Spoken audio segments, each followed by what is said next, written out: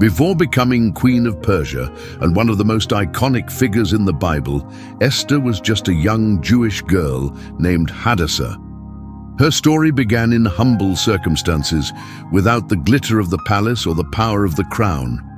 Orphaned by both her parents, she was raised by her cousin Mordecai, a God-fearing man who was respected among the Jewish exiles in Susa, the capital of the Persian Empire.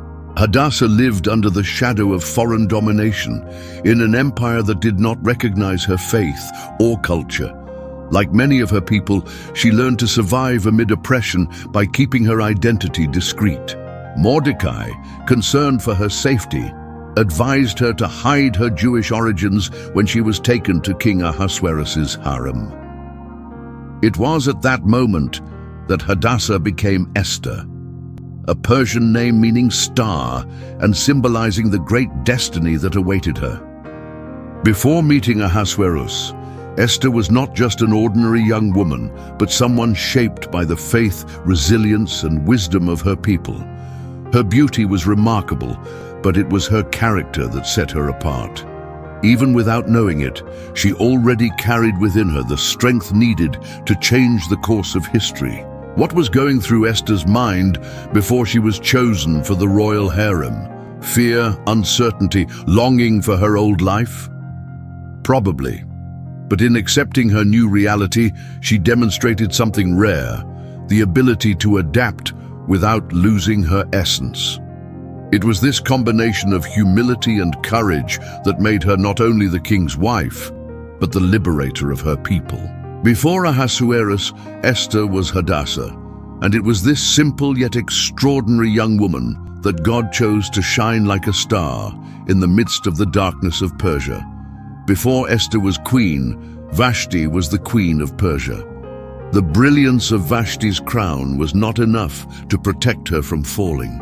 At the height of the Persian Empire, she was the wife of the powerful king Ahasuerus, mistress of a luxurious palace and a symbol of beauty and nobility. But a single decision would change her life forever. It was a time of feasting and excess. For 6 months, Ahasuerus flaunted his glory before the nobles and princes of the kingdom. On the 7th day, intoxicated by wine and pride, he ordered Vashti to come to the royal hall to display her beauty before the guests. What should have been a moment of submission and spectacle became the act that would seal her fate. Vashti refused. The exact reason for her refusal remains a mystery. Was it pride, dignity, rebelliousness? What is known is that in that moment she challenged the most powerful man in the land, and kings do not like to be challenged. The scandal was immediate. Ahasuerus' advisors saw in Vashti's attitude a threat not only to the king's authority, but to the social structure of the entire empire. If the queen disobeys, what example will be set for the women of Persia? They asked. The king, furious and ashamed, was persuaded to take a drastic decision. Vashti would be stripped of her crown and banished from the royal presence forever. Thus, the woman who had once been queen disappeared from history. Her name echoes as a mystery. Was she a victim of injustice or a symbol of feminine strength in times of oppression? We will never know. But her act paved the way for another woman, a young Jewish woman named Esther, who would take her place and change the destiny of a nation. Vashti lost her crown, but her story lived on. After all, not all queens are remembered for what they conquer. Some become immortal for what they dare to refuse. Esther's fate was sealed, but she did not yet know it. From Jewish orphan to candidate for Queen of Persia, her life changed with every moment. Now, within the luxurious walls of the royal harem, she was undergoing a meticulous process, preparation to be presented to King Ahasuerus. For 12 months, Esther was immersed in a world of rare aromas, fragrant oils, and the secrets of Oriental beauty. For 6 months, her skin was treated with myrrh oil, an expensive and purifying essence. For the next 6 months, she was enveloped in exotic balms and perfumes, her body being molded to perfection. But here, in that palace where so many women dreamed of being queens, the real battle was not just for appearance. Esther was not alone. Many young women from different parts of the vast empire also underwent the same ritual. They all had one goal: to win the king's heart. Some clung to luxury, others trusted only in their beauty. But Esther, raised under the teachings of Mordecai, knew that something greater was at stake. Every day, she observed, learned, and grew stronger. This was not just a fight for the throne, it was a game of survival. She could become just another one of the king's many concubines, or she could make her presence felt in an unforgettable way. The difference was not in the perfumes she wore, but in the grace she carried. Then the big day arrived. Esther, the young woman who had once been called Hadassah, would walk through the doors of the royal hall. Her preparation was complete, but her journey had only just begun. What would Ahasuerus see when he looked at her? Just another beautiful woman, or the star that would illuminate his empire. The big day had arrived. After 12 months of preparation, Esther was ready to be presented to King Ahasuerus. Her heart was racing, not only because of the fear of standing before the most powerful man in the empire, but because she knew that her destiny and that of her people could change forever. Dressed in the finest robes and adorned with carefully chosen jewels, Esther walked through the halls of the palace. The fragrance of precious oils still enveloped her skin, but what truly made her different from other women was not her beauty, but rather the grace of God in her life. While so many others relied solely on their appearance, Esther carried something that none of them had: a greater purpose. As she entered the royal hall, Ahasuerus' eyes met hers. The king, accustomed to having everything he wanted, saw something in Esther that immediately captivated him. She was not just another young woman among many. There was a glow about her, a presence that captivated him. Silence filled the room for a moment, as if time itself had stopped to witness this encounter. Esther did not try to impress with empty words or rehearsed gestures. Her simplicity, her humility, and her wisdom did what not even the most beautiful jewels could do. They touched the king's heart. Ahasuerus, who had seen so many women, was enchanted by this young Jewish woman whose identity still remained hidden. At that moment, the decision was made. Of all the candidates, Esther was the chosen one. The king placed on her head the crown that had once belonged to Vashti and declared her his queen. The orphan, who had once lived in anonymity, now occupied the throne alongside the most powerful man on earth. But this marriage was not just a fairy tale. It was a divine plan unfolding.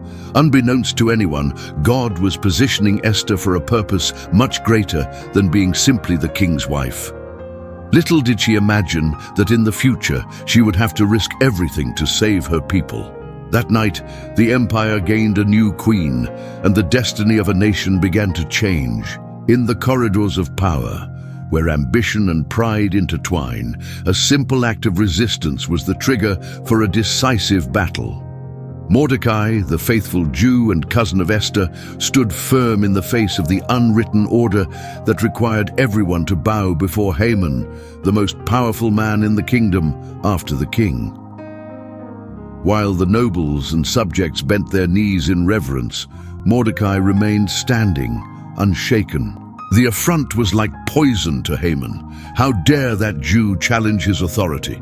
Rage burned in his heart, but simply killing Mordecai was not enough. Haman believed he was at the height of his power.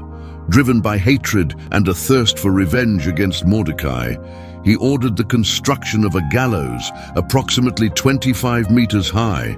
The structure, erected in haste, symbolized his arrogance and desire to eliminate his enemy in a public and humiliating manner.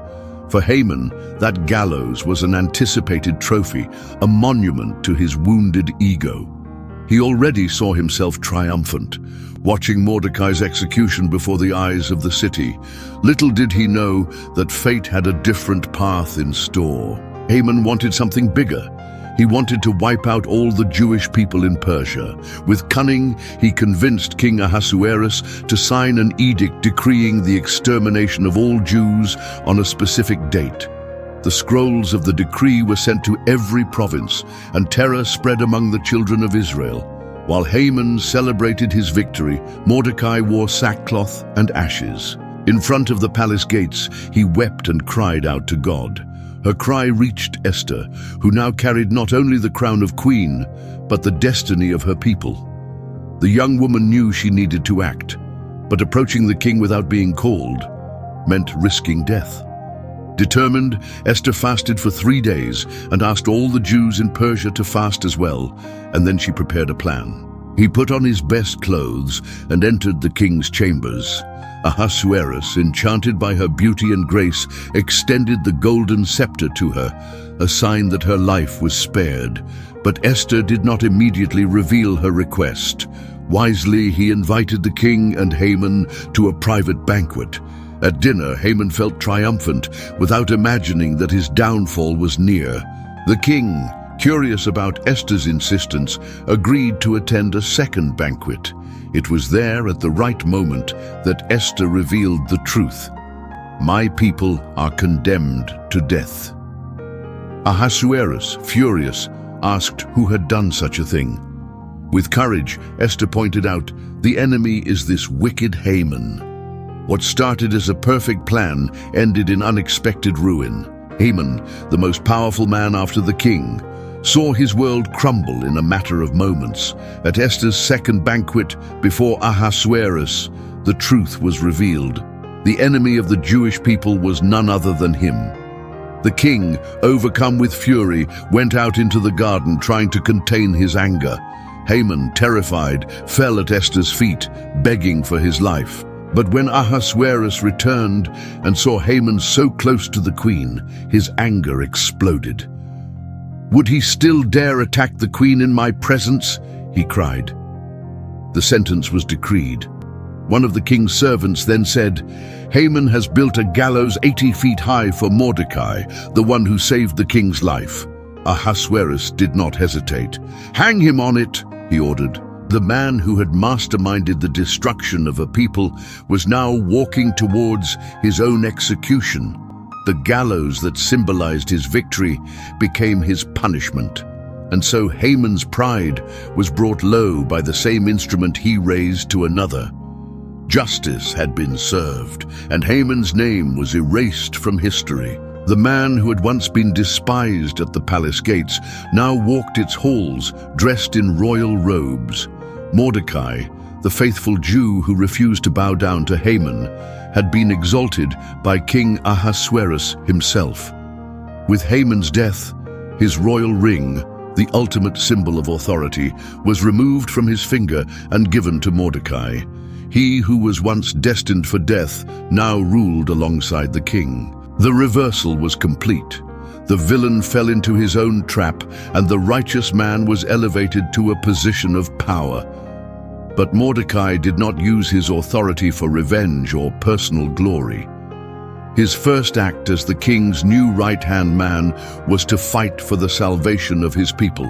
Alongside Queen Esther, he managed to get Ahasuerus to sign a new decree, allowing the Jews to defend themselves against their enemies. And so the name of Mordecai, once insignificant to the mighty men of Persia, became known throughout the empire. He who did not bow before men was now honored by all. God exalted the one who remained faithful, and Mordecai's victory became the victory of a nation. The story of Mordecai and Esther teaches us that God never forgets his own. Mordecai was a simple man, a Jew exiled in a foreign land. He had no power, he had no wealth, but he had something much greater: unshakable faith and the courage to stand firm, even in the face of the threat of death. Haman, on the other hand, had it all: wealth, influence, position. But he lacked humility. His arrogance blinded him, leading him to build his own ruin. He wanted to destroy a people, but it was his own pride that destroyed him. Esther, a young orphan who never imagined she would reach the throne, was placed in the right place at the right time to fulfill a divine purpose. Her fear and insecurity were replaced by courage, and God used her to save her nation. This story reminds us that no matter how difficult the circumstances, God is in control. Those who trust in Him may even go through times of trial, but in due time they will be exalted. Mordecai did not bow down, Esther did not remain silent, and God did not fail. And today, this story echoes as proof that divine justice is never late. It arrives at just the right moment. God bless your life.